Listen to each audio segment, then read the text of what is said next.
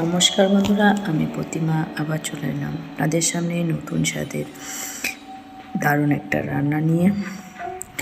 Peer village কিচেনে সকলকে সাদর আমন্ত্রণ জানিয়ে আজকে রেসিপি শুরু করছি। আজকে করব সরপুঁটি মাছ দিয়ে আলু আর ওলকপি ঝোল। আলু ওলকপি দিয়ে সরপুঁটি মাছের ঝোল। আলুগুলো এরকম সাইজ করে কেটেছি আর ওলকপিগুলো এরকমভাবে কেটে মাছগুলোর মধ্যে লবণ হলুদ মেখে রেডি করে নিচ্ছি রান্নার জন্যে। সকলকেই অনুরোধ জানাচ্ছি সম্পূর্ণ ভিডিওটা স্কিপ না করে দেখার জন্য। স্কিপ করলে ভিডিও আপনাদের সকলেরই বুঝতে অসুবিধা হতে পারে, তাই পুরো ভিডিওটা দেখার অনুরোধ জানালাম সকল বন্ধুদের কাছে। মাছ ভালোভাবে মেখে রেডি করে নিচ্ছি। আর এইদিকে আমি একটা কড়াই নিলাম। কড়াইটা ভালো করে গরম করে তারপর আমি তেল দিয়ে দিচ্ছি।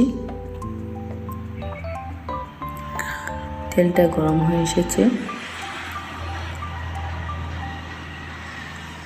এবার আমি মাছগুলো দিয়ে দিচ্ছি ভাজার জন্যে। এক এক করে সবগুলো মাছই আমি একবারে ভেজে নিচ্ছি। যারা আমার ভিডিও আজকে নতুন দেখছেন, নতুন বন্ধুদেরকে বলছি, ভিডিও দেখে ভালো লাগলে অবশ্যই লাইক কমেন্ট শেয়ার করবেন, সাথে সাথে চ্যানেলটাও সাবস্ক্রাইব করে নেওয়ার অনুরোধ জানালাম। আপনাদের একটা লাইক কমেন্টে আমাকে পরবর্তী ভিডিও বানাতে অনেকটা উৎসাহিত করে তোলে।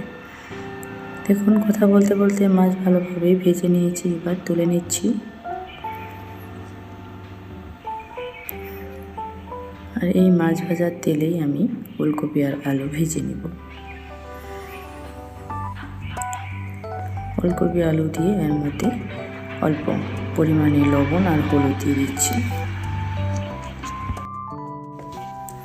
এবার বেশ কিছু সময় নাড়াচাড়া করে ওলকপি আলুর কালার চেঞ্জ হয়ে আসা অবধি আমি নেড়ে চেড়ে ভেজে নেব। দেখুন, আলু ওলকপির কালার দারুণ চলে এসেছে। এবার আমি তুলে নিচ্ছি। আপনারা ওলকপি আলু দিয়ে অনেকে অনেক রকম রান্না করে খেয়ে থাকেন, আমি যেভাবে করছি তাই আপনাদের সঙ্গে শেয়ার করে নিচ্ছি। এই তেলে ফোড়ন দিচ্ছি দুটো শুকনো লঙ্কা, হাফ চা চামচ জিরেটা ফোড়ন হয়ে আসলে এর মধ্যে কোচানো পেঁয়াজ দিয়ে দিলাম ফোড়নের মধ্যে। এবার হালকা করে নাড়াচাড়া করে ভেজে নিচ্ছি। ফোড়ন ভাজা হয়ে এসেছে। এবার দেবো কেটে রাখা টমেটো। মাছের ঝোলে টমেটো দিলে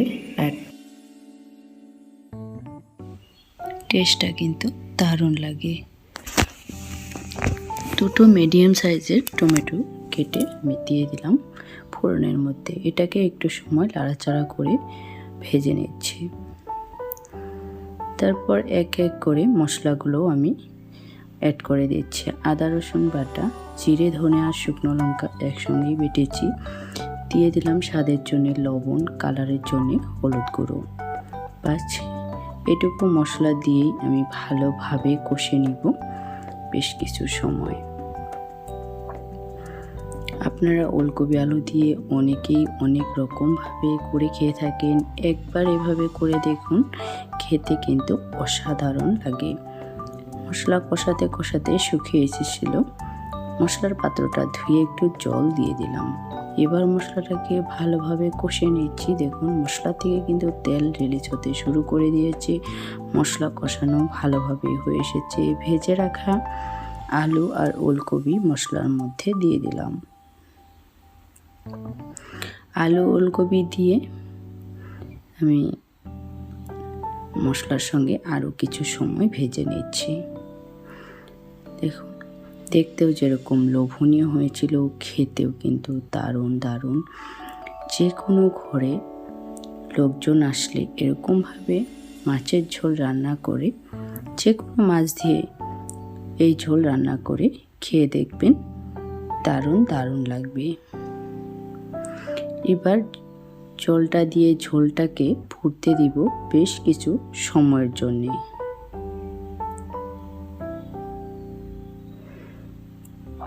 দেখুন ঝোল ভালোভাবেই ফুটে এসেছে,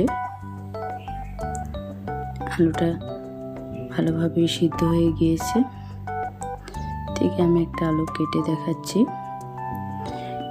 এবার আমি এই ঝোলের মধ্যে অ্যাড করে দিচ্ছি ভেজে রাখা মাছ। এক এক করে আমি সবগুলো মাছই ঝোলের মধ্যে দিয়ে দিলাম। এই মাছের টেস্টটা কিন্তু দারুণ। ঝোলে মাছটা দিয়ে একটু খুন্তির সাহায্যে লাড়িয়ে দিলাম। এবার দিব ঢাকা। ঢাকা দিয়ে একটু সময় রাখার পর ঢাকাটা তুলে নিচ্ছি।